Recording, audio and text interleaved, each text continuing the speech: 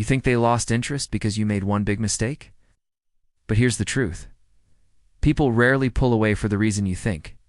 In fact, psychology shows most of the time. It's a chain reaction you didn't even notice starting. Sometimes you were too good to them. Sometimes you gave them exactly what they wanted, and that's when the game ended.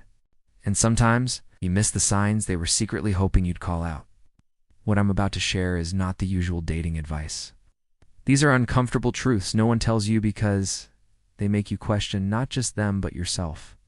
And once you see these patterns, you'll never look at relationships the same way again. Chapter 1. You became too available. At first they were drawn to your presence, the way you showed up, replied fast, and made them feel important. But slowly, without realizing it, you gave them unlimited access to you. You were always there, and what felt like love to you, started to feel like pressure to them. In their eyes, your availability lost its magic. What once felt like a privilege became routine.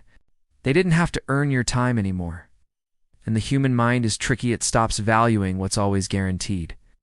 Not because you're not enough, but because you became predictable. You didn't mean to overgive, you just cared. But when you gave too much, too soon, they didn't feel the same thrill. The chase was over, and there were no pauses. No space for missing you. That space is where desire actually grows. Silence isn't always rejection. It's sometimes a spark. So no, you didn't do anything wrong. But now, they started to back off. Not because they stopped liking you, but because they stopped feeling the tension. Emotional connection needs oxygen, and if you suffocate it with constant presence, you unknowingly push them away. Chapter 2. They got what they wanted. Some people aren't looking for love. They're chasing a feeling, validation, attention, control. Once they get it, once you show them you're all in, they lose interest. Not because you did something wrong, but because they were never in it for the same reasons. At first, they said all the right things. They made you feel seen, wanted, chosen. But deep down, they were chasing a quick emotional high, temporary fix for their own emptiness. And the moment you opened up, gave them access to your heart, it was like the game ended for them. You gave them connection. They took it as confirmation. I've still got it. I'm desirable. They didn't want depth. They wanted proof. And once they got it, the illusion they created started fading. It wasn't about you. It was about how you made them feel about themselves. Now, they're distant, cold, different. And you're left replaying everything, asking yourself why they changed. But maybe, that they didn't change. Maybe you're just now seeing who they really were, all along. Chapter 3. They were chasing the high of the beginning. Some people don't fall in love with you. They fall in love with the rush, the butterflies, the adrenaline of being wanted, thrill of the unknown. That's what pulls them in. And once that thrill fades, so do they. In the beginning, every text feels electric. Every glance loaded. There's mystery, possibility. And for someone addicted to that emotional high, this stage is intoxicating. But when things settle, when comfort replaces chaos, they start to feel ... bored. Trapped even. It's not your fault. It's not that you became less interesting. It's that stability doesn't give them the same buzz. They crave the chase, not the connection. The drama, not the depth. They confuse emotional intensity with lavande. Without it, they check out. And so, just when you thought things were getting real, they pulled back. Not because it stopped mattering, but because it started to.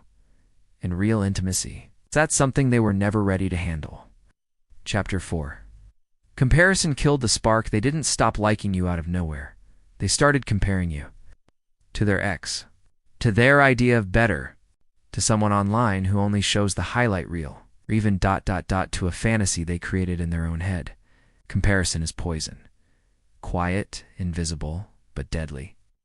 It makes people believe something real isn't enough because they've convinced themselves that their always something more exciting, more passionate, more perfect, just around the corner.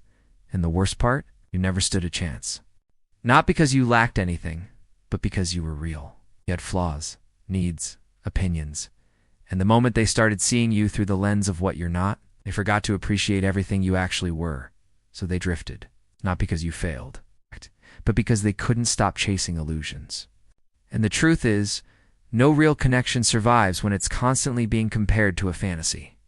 Chapter 5. You were trying to fix them. You didn't mean to make them feel broken. You just wanted to help. You saw their pain, their wounds, their bad habits, and your heart whispered, I can love them into healing. But here's the hard truth. No one wants to feel like a project. Even if you had the best intentions, every suggestion you made, every gentle nudge, started to sound like you're not enough as you are. But at first, they might have appreciated it, might have even leaned into your guidance. But over time, something shifted. They started to feel small, weak, like they were under a microscope instead of in a relationship. And so they pulled away because you weren't loving, but because they didn't want to be fixed. They wanted to be seen. And in trying to help them grow, they felt like they were slowly losing the right to just be. Chapter 6. Unspoken expectations built pressure. They never told you they felt it, but the weight was there, quiet, invisible, constant. It wasn't about what you said. It was about what you didn't. The silent hope that they would know exactly how to love you. The unspoken belief that they should just get you without you having to explain. At first it was fine. The spark of new connection blurred the little disappointments. But slowly, they began to feel like they were failing tests they didn't know they were taking. A missed call became a sign they didn't care. A forgotten date became proof they weren't trying. And the more this quiet pressure grew, the more they felt they could never win. So instead of trying harder, they stepped back. Not because they didn't want you, because it felt safer than living in a constant state of quiet disapproval. Chapter 7. They projected their own fears onto you. Sometimes their sudden distance had nothing to do with you and everything to do with the battles they were fighting inside. People carry old wounds like invisible luggage, and without realizing it, they start seeing the past and the present. If someone's been betrayed before, they might read betrayal in every pause of your voice. If they've been abandoned, even a quiet day from you can feel like the start of goodbye. They're not reacting to you, they're reacting to ghosts you didn't create, and the cruel irony. The closer you got, the more their minds searched for proof that history was repeating. It's not that they stopped liking you, it's that fear became louder than connection. And once fear takes the wheel, the destination changes. Chapter 8. You lost your mystery in the beginning. Curiosity is electric. They lean in, wanting to discover the hidden corners of who you are. But over time, if every question has an immediate answer, if every story is told too soon, the thrill of discovery fades. It's not about playing games, it's about allowing space for wonder. Think of it like a movie trailer. If you reveal every plot twist in the first 5 minutes, why would anyone stay until the end? Sometimes, unknowingly, you turned your life into an open book they could read in a single sitting. The truth is, mystery isn't about secrecy, it's about pacing. It's letting your layers unfold naturally, like chapters worth waiting for. When that pacing disappears, they may start looking elsewhere for that spark of what's next. Chapter 9. They realized you didn't match the fantasy at first. People don't fall for you, they fall for the idea of you. It's a mix of what you show, what they imagine, and what they need at that moment. But eventually reality walks in. It doesn't always match the picture in their mind. Maybe they thought you'd always be endlessly patient, or forever adventurous, or completely drama-free. When the truth showed otherwise, because you're human, that mental image cracked. It's not that you changed. It's that their fantasy couldn't survive real life. The hard part? Sometimes it's not even about you doing something wrong. It's about them chasing an illusion they created. And when it faded, they went searching for the next dream to project onto someone else. Chapter 10. You ignored red flags they secretly wanted you to notice. Some people wave red flags not to warn you, but to test you. It's their way of saying, here's a piece of who I am. Can you handle it? No. When you ignore those signs, they may not feel relieved. They might feel unseen. Maybe they hinted at jealousy, control issues, or an unwillingness to commit. When you brushed it off, they didn't think, wow, what a kind person. They thought if they didn't notice this, maybe they don't really know me. Twisted as it sounds, some need their flaws acknowledged to feel truly connected. And when you avoid calling it out thinking you keeping the peace, they start to wonder if you even paying attention. Sometimes, losing interest isn't about what you did, but about what you refuse to see. Now that you've seen these patterns, tell me honestly how many of them have happened to you before. And here's the hard question. Were they really the problem?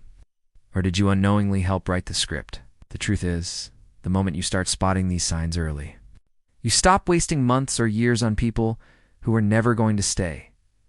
It's not about becoming colder, it's about becoming sharper. Because the right person, 1T, lose interest. When you stop playing their game, they'll be drawn even closer. So, which one of these hit you the hardest? Drop it in the comments, because your story might be exactly what someone else needs to hear today. And if you want to keep learning the psychology behind attraction and connection, subscribe and turn on notifications so you don't miss the next video.